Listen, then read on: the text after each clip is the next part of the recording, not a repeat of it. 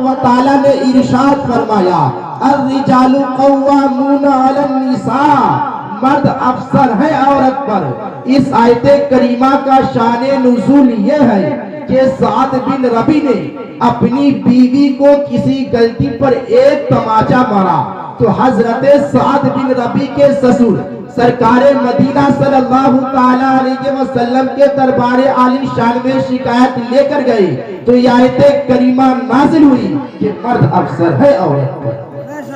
عزیزان ملت اسلامیہ، آپ تاریخ کا مطالعہ کیجئے تو معلوم ہوگا کہ اسلام سے پہلے عورتوں کی کیا حالت تھی۔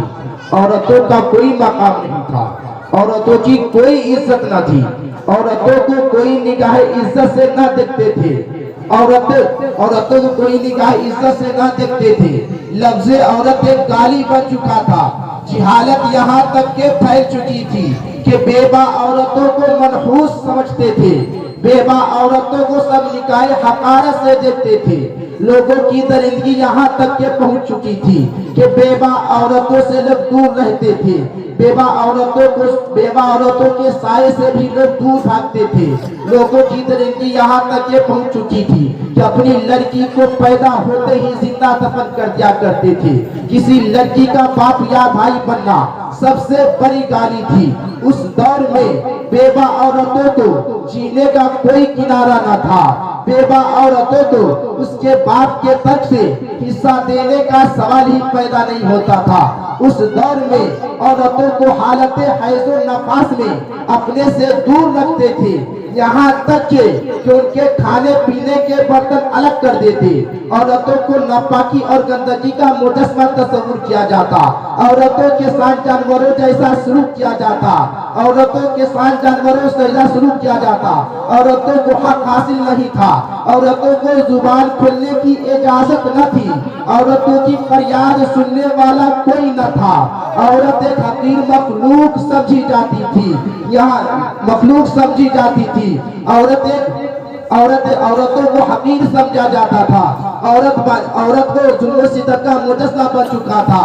بانی اسلام جناب محمد رسول اللہ صلی اللہ تعالی علیہ وسلم جب دنیا میں تشریف لائے تو آپ کی بدولت عورتوں کو اپنا کھویا ہوا مقام مل گیا۔ سرکار مدینہ صلی اللہ تعالی علیہ وسلم نے عورتوں کے ساتھ حسن سلوک کا حکم دیا، لوگوں کو بتا دیا کہ لڑکیاں اس لیے پیدا نہیں کی جاتی کہ تم اس کو زندہ دفن کر دو، بلکہ اس لیے پیدا کی جاتی ہے کہ وہ تمہاری ماں بن سکے، وہ تمہاری بہن بن سکے، وہ تمہاری بیٹی بن سکے، وہ تمہاری بہو بن سکے، وہ تمہارے گھر کی زینت بن سکے، وہ تمہارے گھر کی رونق بن سکے۔ آپ نے لوگوں کو صرف بتایا ہی نہیں، آپ نے بیوہ عورتوں کو معاشرے میں جینے کا پورا حق دیا۔ آپ نے صرف لوگوں کو بتایا ہی نہیں بلکہ 25 سال کی عمر میں ایک 40 سالہ بیوہ عورت سے شادی کر کے بیوہ عورت کے مقام کو بام عروج تک پہنچا کر دکھایا۔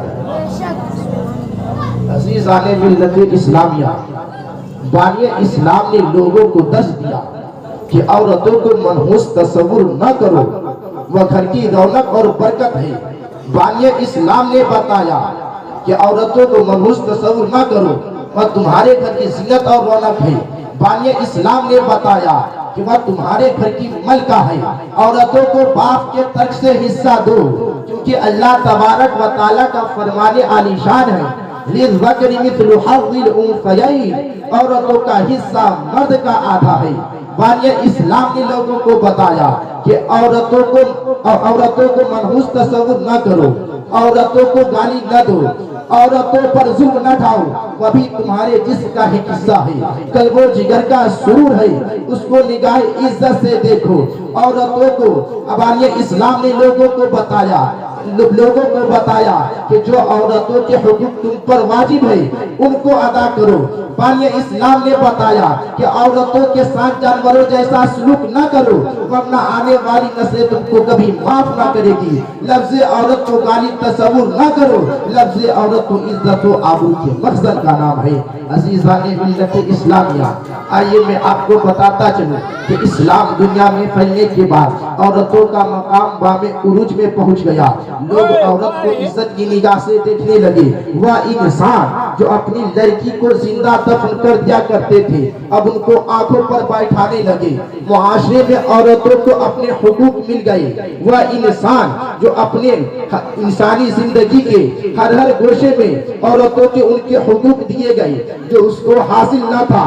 وہ انسان جو عورتوں کو جانور سمجھتے تھے اب گھر کی ملکہ سمجھنے لگے. تاریخ گواہ ہے کہ اسلام نے جو مقام عورت کو دیا ہے, جو بلندی عورت کو دیا ہے, جو عزت عورت کو دیا ہے, جو رفعت عورت کو دیا ہے, جو حقوق عورت کو دیا ہے, نہ آج تک کوئی مذہب دے سکا ہے نہ کل قیامت تک دے سکتا ہے.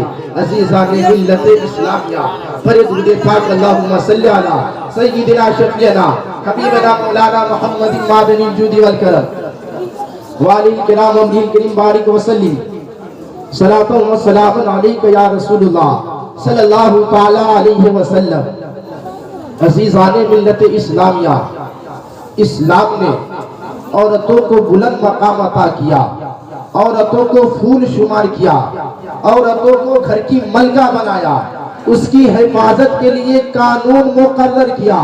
رب تبارک و تعالی کلام مقدس میں ارشاد فرماتا ہے وَقَرْنَ فِي بُيُوتِكُنَّ وَلَا تَبَرَّجْنَ تَبَرُّجَ الْجَاهِلِيَّةِ الْأُولَىٰ. عورتوں اپنے گھروں میں ٹھہری رہو اور بے پردہ نہ نکلو جیسے اگلی جہیت کی بے پردگی. عزیزان ملت اسلامیہ, اگلی جہیت سے مراد قبل اسلام کا زمانہ ہے. جس زمانے میں عورتیں اترا کر نکلتی تھی ان کا مقصد یہ ہوتا تھا کہ غیر مرد اس کو دیکھے. اسلام عورتوں کو درس دیتا ہے کہ تم گھر میں رہو, بے پردہ نہ نکلو. پردہ تمہارے لیے بہت ضروری ہے کیونکہ تم نازک آئینہ ہو, ہلکی سی چوٹ تمہیں چکنا چور کر سکتی ہے. تمہاری عزت و آبرو آئینے کی طرح نازک ہے. ایک مرتبہ شگاف پر جانے کے بعد اس کا مداوع نہیں ہو سکتا. عورتیں تم پھول ہو, گھر تمہارے لیے چمن ہے. پھول چمن ہی میں زیب دیتا ہے, اگر پھول چمن سے باہر ہو جائے تو مرجھانے لگتا ہے. اسلام نے عورتوں کی حفاظت کے لیے پردے کا حکم دیا, پردے میں رہنے کی تاکید کی. قرآن و حدیث میں پردے کی بہت تاکید آئی ہے. عورتوں کو چاہیے کہ اپنے مقام کو سمجھے اور خاص طور پر پردے کا اہتمام کرے اور پردے میں رہ کر خاص طور پر اپنی عزت و آبرو کی حفاظت کرے. اسلام کا حکم مانے. جس اسلام سے ان کا کھویا ہوا مقام مل گیا اسی میں ان کے لیے دونوں جہان کی بھلائی ہے. عزیزان ملت اسلامیہ, آئیے میں آپ کو بتاتا چلوں. جانتے ہیں آپ آقا کریم صلی اللہ تعالی علیہ وسلم کو خواتین کی کتنی فکر تھی. آقا کریم صلی اللہ تعالی علیہ وسلم کو خواتین کا کتنا خیال تھا. آقا کریم صلی اللہ تعالی علیہ وسلم خواتین کے لیے کتنے فکر مند تھے. آج کی سوسائٹی ہو, آج کا معاشرہ ہو, آج کا کلچر ہو, آج کا کوئی بھی معاملہ ہو یا کوئی بھی ذمہ دار ہو, وہ اتنا فکر مند خواتین کے لیے نہیں ہو سکتا جتنا مدینے کے تاجدار صلی اللہ تعالی علیہ وسلم فکر مند تھے. اے خواتین اسلام, آپ ذرا دیکھیں رسول گرامی وقار صلی اللہ تعالی علیہ وسلم کو اللہ عز و جل نے علم غیب عطا فرمایا.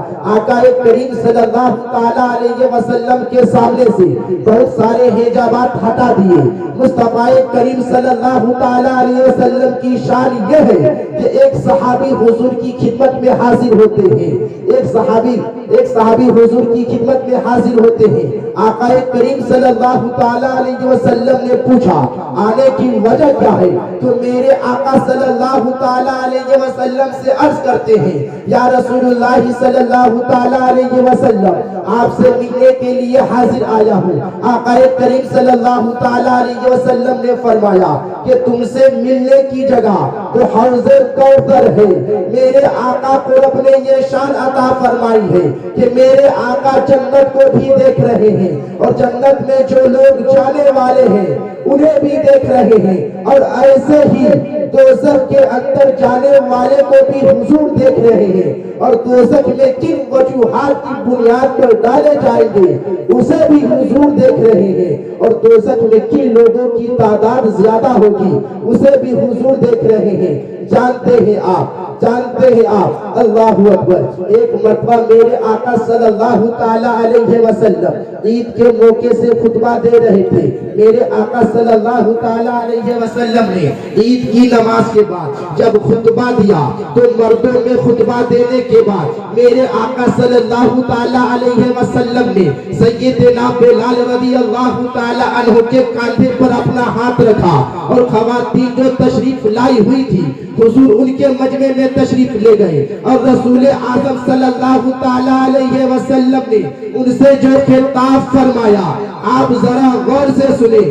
آقا کریم صلی اللہ تعالی علیہ وسلم نے ارشاد فرمایا کہ میں نے جہنم میں سب سے زیادہ تعداد عورتوں کی دیکھی۔ ایک صحابیہ کھڑی ہو گئی، عرض کرتی ہے یا رسول اللہ صلی اللہ تعالی علیہ وسلم کس وجہ سے عورتیں کثرت سے جہنم میں جائے گی؟ تو میرے آقا صلی اللہ تعالی علیہ وسلم نے ارشاد فرمایا دو چیزوں کی وجہ سے، ایک تو یہ کہ عورتیں لان تان کرنے کی وجہ سے اور دوسری چیز یہ کہ اپنے شوہر کی ناشکری کی وجہ سے۔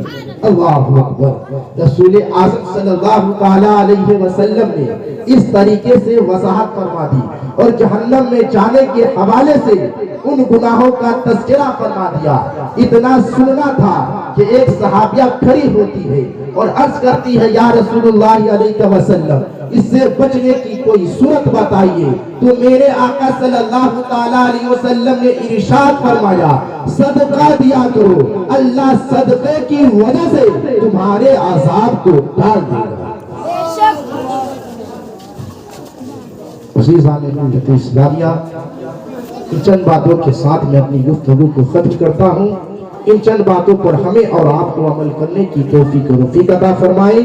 آمین آمین بجائے سید المرسلین۔ السلام علیکم۔